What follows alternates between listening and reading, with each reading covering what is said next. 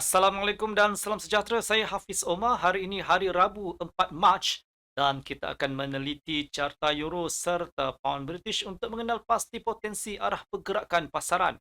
Mata wang Eropah terus melemah dan telah kehilangan lebih daripada 153 pips.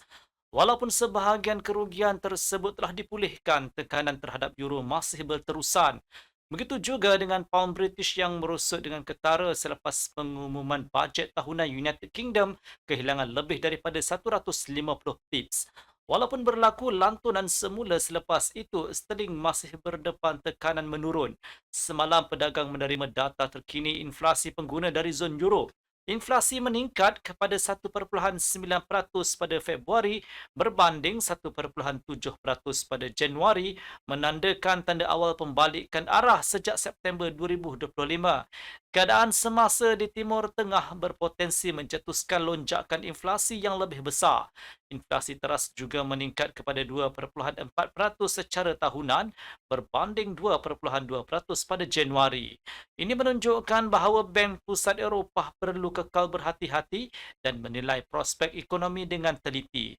Krisis tenaga yang berpunca daripada sekatan Iran terhadap Selat Hormuz kekal menjadi kebimbangan utama.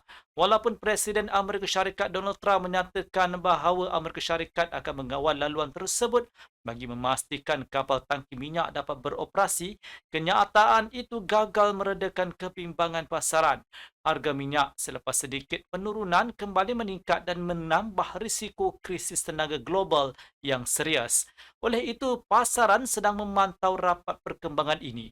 Selain itu, Pegawai Rizab Persekutuan Neil Kashkari dalam ucapannya semalam menolak kemungkinan pemotongan kadar faedah dalam keadaan semasa berikutan kebimbangan mengenai potensi lonjakan inflasi baharu. Dua pemotongan kadar yang sebelum ini dijangka berlaku pada pertengahan dan hujung tahun berkemungkinan ditangguhkan.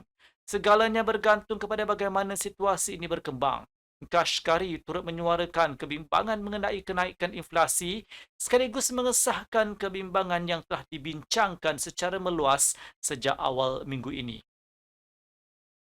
Beralih kepada kalender makroekonomi hari ini, beberapa data berkaitan aktiviti sektor perkhidmatan yang diterbitkan dari Sepanyol, Itali, Perancis dan Jerman. PMI perkhidmatan Jerman dijangka kekal di atas paras 50 mata, sekaligus menyokong pertumbuhan ekonomi negara tersebut. Selain itu, zon euro dan United Kingdom juga akan mengeluarkan data aktiviti sektor perkhidmatan dengan PMI dijangka menunjukkan bacaan yang agak positif. Jika angka tersebut melebihi jangkaan penganalisis, euro dan pound British boleh memasuki fasa pembetulan menaik pada awal sesi dagangan.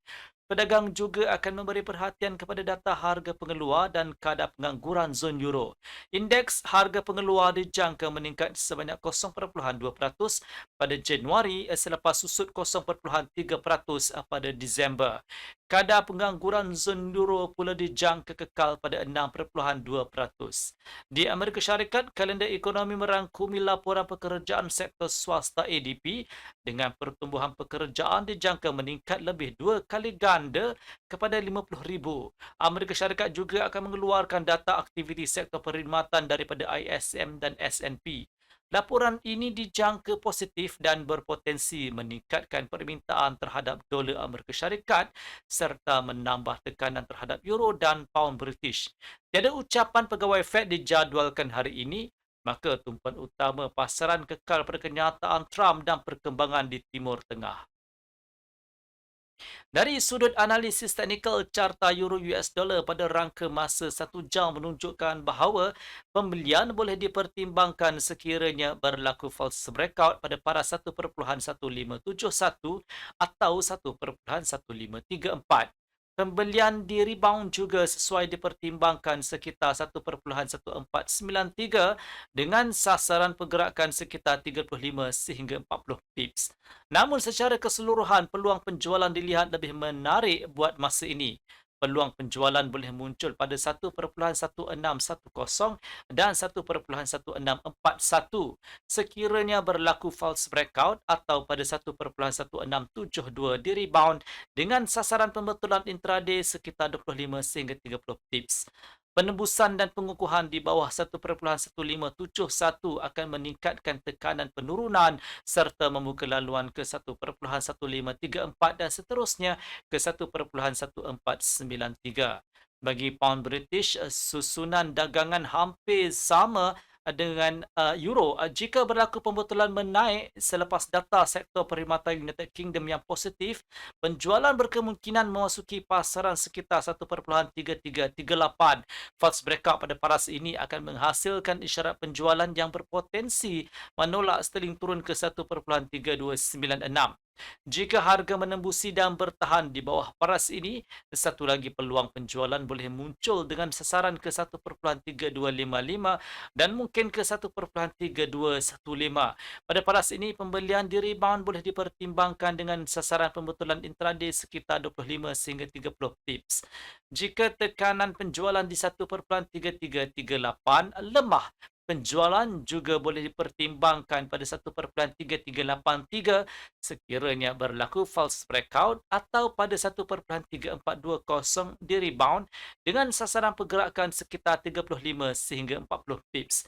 Pembelian pula boleh dipertimbangkan di 1.3296 sekiranya berlaku false breakout atau pada 1.3255.